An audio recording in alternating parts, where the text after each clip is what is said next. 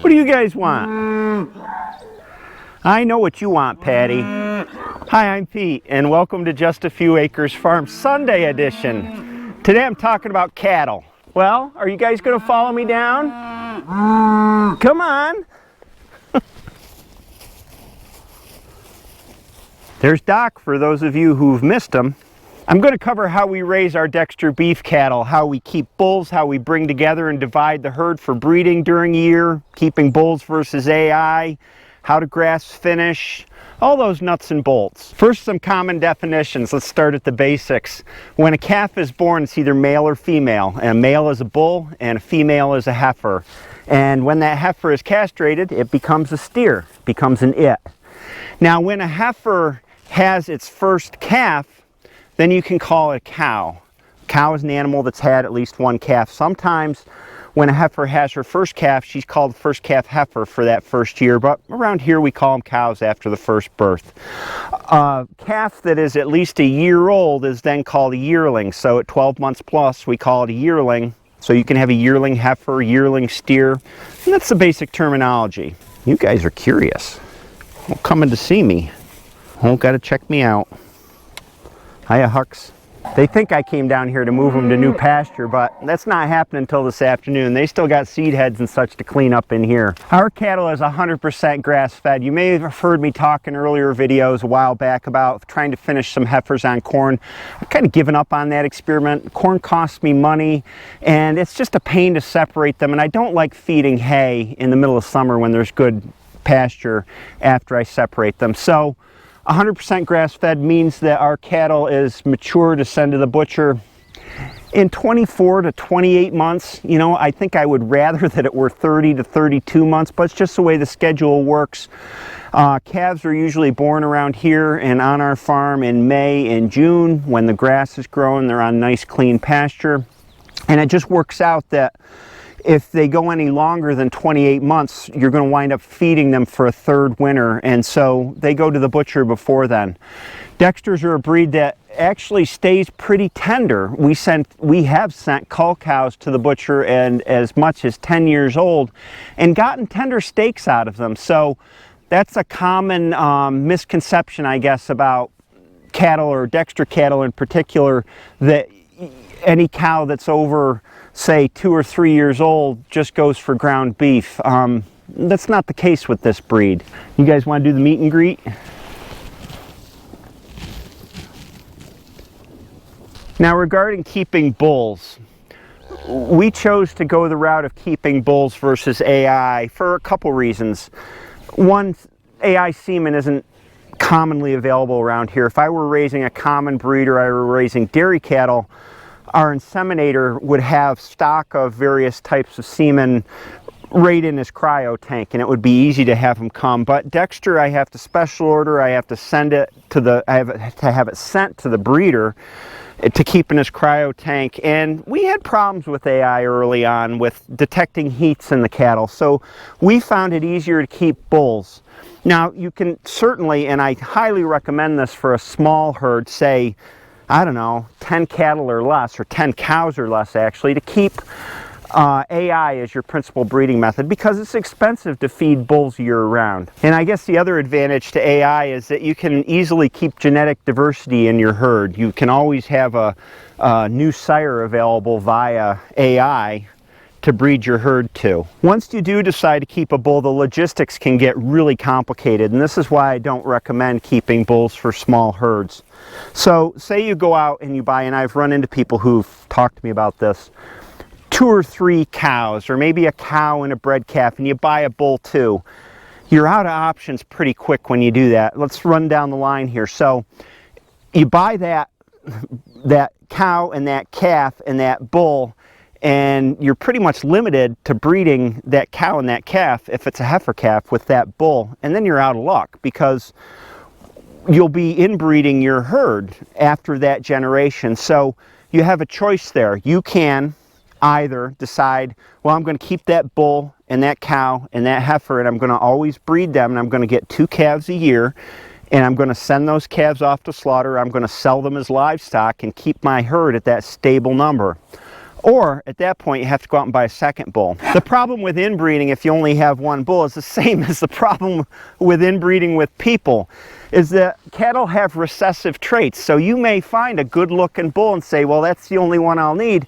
But chances are, the more you concentrate his genetics by breeding him generation after generation and inbreeding him to his own offspring, the more chance you have of expressing those recessive traits and winding up with all kinds of problems. 1902, you are a troublemaker. Even though you don't have a tag, I know who you are. You're a troublemaker. If you've never felt a cow's tongue, it is really rough. It's like very coarse sandpaper, and the reason it's that way is when they stick that tongue out and gather up a whole bunch of grass, the tongue grabs onto the grass into a bunch and they can sweep it into their mouth. Now, to continue my example with bulls, say you're in a situation where your herd grows or is bigger and you decide, well, I'm going to run with 2 bulls. Now your genetic diversity increases probably tenfold by just adding a second bull. And we have 2 bulls, and this is how it works. Your first bull, your primary bull, can breed all the stock you start out with. And he can breed those stock for their life and his life, which in a breeding bull's case can be 10 or more years. The second bull can breed the offspring of the first bull with no inbreeding. So if you make a chart on a piece of paper and you say, okay, I'm starting with 5 cows, my first bull is always breeding those 5 cows for the 10 or 15 or so years that they're able to breed, and then you've got a second bull that's breeding all of the offspring, all of a sudden you've turned your 5 cow starting herd into, I don't know, a 30, 40, 50 cow finished herd with no inbreeding. But again, eventually you're going to run into problems if you want to keep expanding your herd, and then that'll call for a third bull, which again will vastly increase your breeding capacity, because when you get to that point, 3 bulls, you can start thinking about rebreeding the great-grandfather to his great-grandchildren. Because there's enough genetic diversity in the mix there for that to be okay. We'll never get to the point of having a third bull. If we ever run out of sort of possibilities for breeding with our 2 bulls without inbreeding, we'll probably replace 1 bull with a different bull. Because after all, bulls are a drag on your profit margin because you're having to pay to feed the bull in some form or another. And if you pencil it out with small herds, AI is usually cheaper. These guys are all just patiently waiting for me to do something besides standing around here and talking. I'm surprised they're being this patient. This is Coco, and she's our first cow due this year. She's due in a week or so. What are you doing? You knew I was talking about you, didn't you?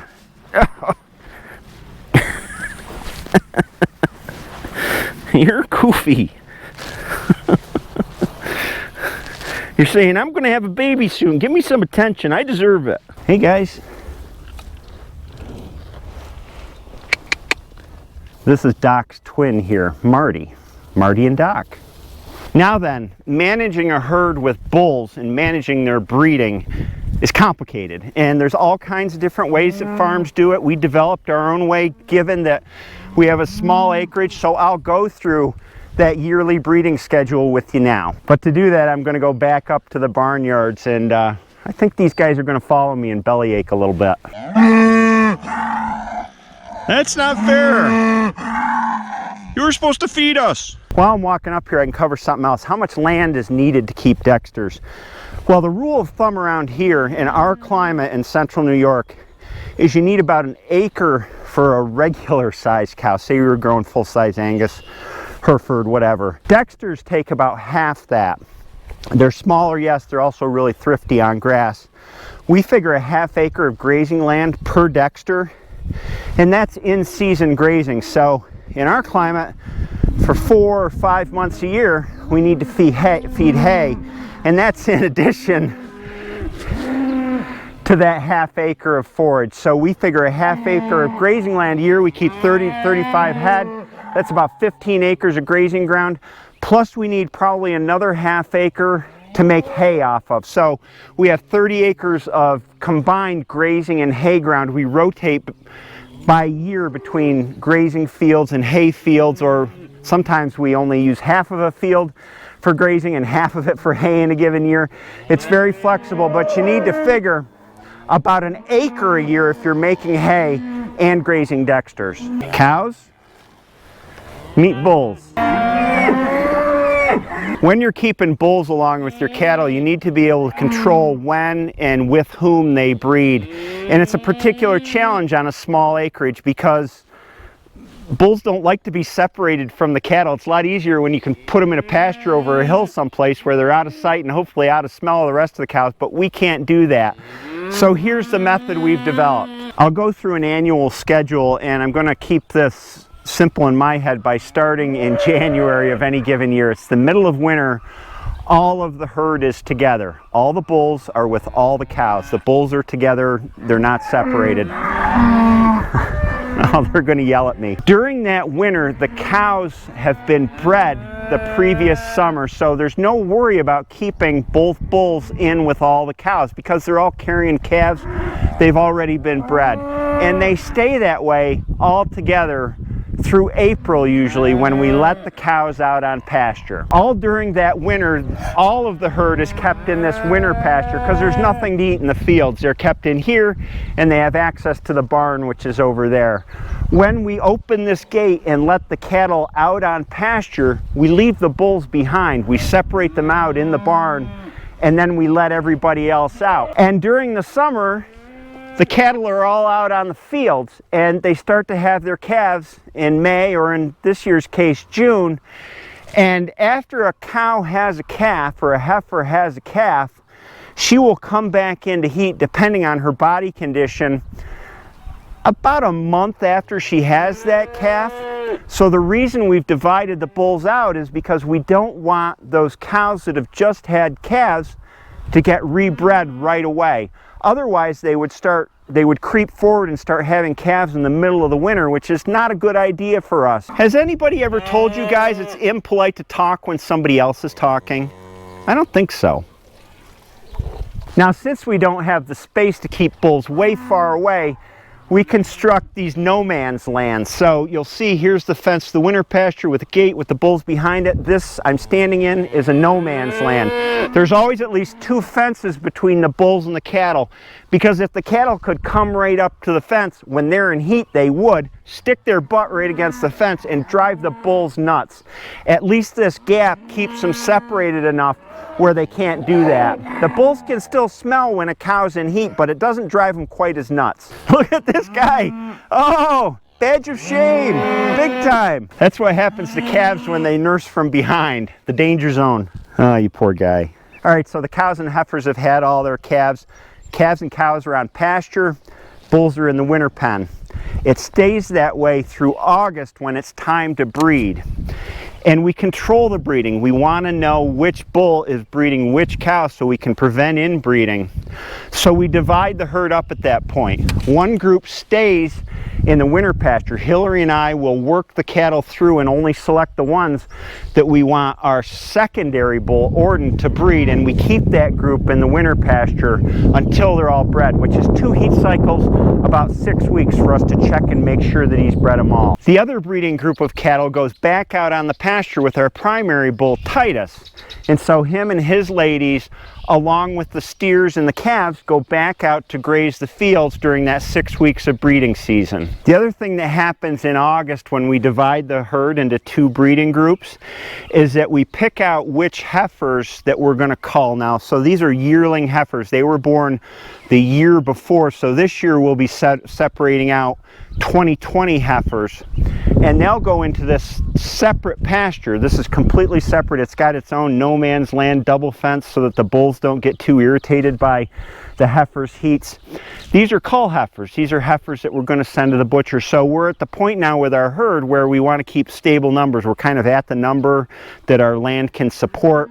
So we have a choice now of keeping the best heifers and sending the ones that we don't like as much off to the butcher. Those heifers will stay in this area so that they can't be bred, because we don't want to take a pregnant heifer to the butcher until the next spring when they can go out on pasture. So the heifers stay in here all winter long, and they don't mix with the bulls anymore for the rest of their lives. One of the questions I get sometimes from viewers is, well, why don't you just sell those heifers, sell them as livestock? And the reason we don't sell livestock is because I can never get the money for it that we can get by sending them to the butcher and selling them retail by the cut. Certainly sending them to the auction barn for 50 cents to $1 a pound is not an option. So we keep them, feed them out, and sell them for beef. Titus and Orden are certainly not happy because they can see the cows, but they can't get to them. Luckily, we have mild-mannered bulls. Titus will position himself where he wants to be scratched, and usually these days it's in the center of the back. Oh, we have just general unhappiness in here. Now in August, we separate them for breeding, and they're separated for 6 weeks, which means sometime in September, usually late September, everybody's bred, so we don't need to worry about mixing the bulls with different cattle anymore. So at that point, we reunite the herd and they all go back out on pasture. 2 bulls, all the cows, calves, yearlings, except for the heifers, which are over there in that separate heifer yard because we don't want them bred. At that point, they're eating hay for the rest of the season and through the winter. So the whole herd goes back out to the fields and they graze until our grazing season ends sometime in October or November. At that point, when we're out of grass for the season, we bring everybody into the winter pasture and they stay in there all winter. They have access to the barn, they eat hay, and there's water in there. There's no reason for us to keep the cattle on the fields through the winter because they wind up wrecking the fields. It gets muddy here. We have a long frost season. I prefer to feed hay in the barn where it's most efficient. There's the least waste and the hay stays dry and unspoiled. So we keep the fields off limits for the winter, and the entire herd stays together through January 1st, at which time the cycle starts again. Now that I've upset everybody, bulls, cows, I'm gonna head out to do other things, and they're gonna be unhappy because they didn't get new food, but they'll get it later today. I think that if you have a big farm, keeping cattle is a lot easier to manage than a small farm because you're working with limited land. So if you're a small farmer and you want to keep cattle, my advice is to start small and don't start with a bull. Bulls are harder to handle and breeding just gets a lot more complicated. Start with AI. Find a good AI source, find a breeder. AI is cheap. Dexter semen costs about, $30 to $40 a straw, which is kind of 1 dose of that semen. And then breeding costs can vary widely. We pay our breeder 15 bucks a pop to come out and do AI. We haven't done it for a number of years, but that's what he used to charge. So AI winds up a lot cheaper than keeping a bull, and it just winds up being easier on you because you don't have to go through all this rigmarole with dividing and recombining the herd. So that's it in a nutshell. I hope this video was informative. If you have any questions, put them down below. Have a great Sunday, and I'll see you next time.